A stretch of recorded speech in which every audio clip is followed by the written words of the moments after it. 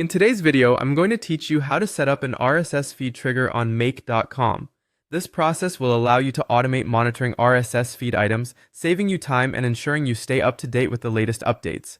By the end of this video, you'll have a solid understanding of how to configure this scenario effectively.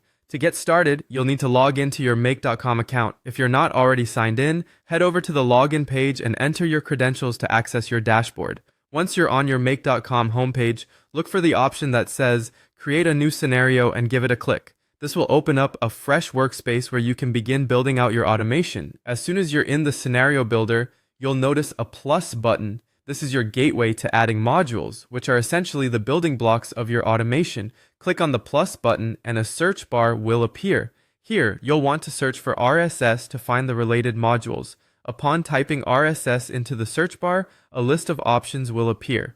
What we're looking for is Watch RSS Feed Items, which acts as the trigger for this scenario. This means the scenario will activate whenever a new item appears in your selected RSS feed.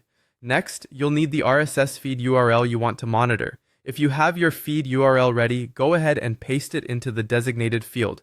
Not sure what an RSS feed URL looks like? It typically starts with HTTP or HTTPS, something like https:/example.com/RSS. If you're unsure where to find the URL, check the website of your choice for an RSS feed icon or look for a link in the site's footer or blog section. Now, let's decide how often you want make.com to check for new feed items. This is an important step because it determines the frequency of the automated checks.